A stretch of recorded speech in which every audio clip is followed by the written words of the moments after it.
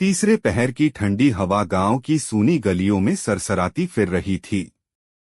पूरा गांव गहरी नींद में डूबा हुआ था, सिवाय एक छोटी सी मिट्टी की झोपड़ी के, जो खेतों से कुछ दूरी पर अकेली खड़ी थी। झोपड़ी के अंदर एक बूढ़ी औरत अपनी पुरानी दरी पर बैठी लकड़ी की हांडी में चूल्हे पर दूध गर्म कर रही थी। उसकी आंखों में एक अजीब सी नमी थी, जैसे कोई बोझ बरसों से दिल में दबा रखा हो। उसी झोपड़ी के दरवाजे पर धीरे से दस्तक हुई। कौन? उसने आवाज दी, और जब दरवाजा खोला, बाहर एक नौजवान लड़का खड़ा था। कपड़ों से धूल झड़ रही थी, पैर नंगे, हाथ में एक पुराना फटा हुआ थैला। अम्मा, मैं हूँ सुलेमान। बूढ़ी औरत की आंखों से आंसू बह निकले। मेरे बच्चे, आखिर तुम वापस आ ही गए। वो सुलेमान था, उसका नाती, जो 5 साल पहले अचानक घर छोड़कर चला गया था। उस दिन कोई खास बात नहीं हुई थी, बस एक मामूली सी बात पर सुलेमान को गुस्सा आ गया और उसने माँ बाप से बदतमीजी की। दादी ने रोका, मगर वो नहीं रुका।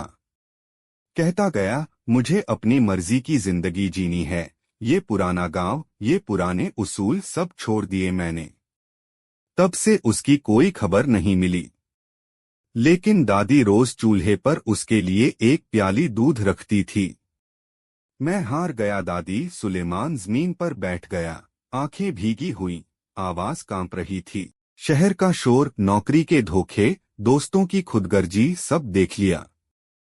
जब मुश्किल आई तो किसी ने साथ नहीं दिया।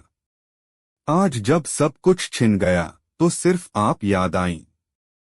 बूढ़ी ने उसे गले से लगा लिया, जैसे कोई खोई हुई चीज दोबारा मिल गई हो। उस रात चूल्हे पर वही दूध गर्म हुआ, वही पुरानी दरी बिछी, लेकिन इस बार एक सुकून था जो बरसों बाद लौट आया था। कहानी यहीं खत्म नहीं होती। अगली सुबह गांव वालों ने देखा कि सुलेमान अपने पिता के खेत में हल चला रहा था। हाथों में छाले थे, लेकिन चेहरे पर शांति थी। अब वो रोज गांव के बुजुर्गों के पास बैठता, उनकी बातें सुनता, बच्चों को पुरानी कहावतें सुनाता, माँ के पाँव दबाने में गर्व महसूस करता। लेकिन एक दिन शहर से 2 आदमी आए। सूट बूट पहने हुए, एक बड़ी कार से उतरे। वो किसी कंपनी के प्रतिनिधि थे। सुलेमान के पुराने आइडियाज और शहर में किए गए कुछ छोटे प्रोजेक्ट्स की वजह से उसे फिर से एक प्रस्ताव देने आए थे। हमें आप जैसे सोचने वाले लोग चाहिए। आप वापस चलिए, हम आपको एक फ्लैट देंगे, अच्छी सैलरी, गाड़ी, सब कुछ। दादी चुपचाप पर्दे के पीछे खड़ी सब कुछ सुन रही थीं। सुलेमान ने कुछ पल के लिए आंखें बंद कीं, फिर धीरे से बोला, नहीं, मैं अब वहां नहीं जाऊंगा जहां रिश्ते सिर्फ मतलब से बनते हैं। मुझे वो सुकून मिल गया है जो तुम्हारी तनख्वाह कभी नहीं दे सकती।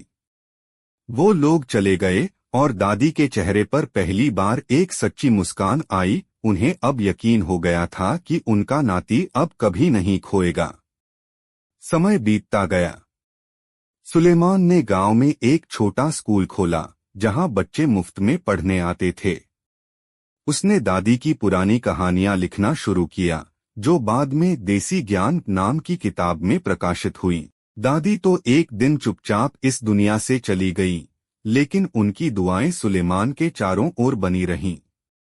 सालों बाद जब कोई सुलेमान से पूछता कि तुमने सब कुछ छोड़कर गांव में रहना क्यों चुना, तो वो मुस्कुराकर कहता, एक रात थी जब एक झोपड़ी के चूल्हे पर गर्म होता हुआ दूध मेरी जिंदगी बदल गया था।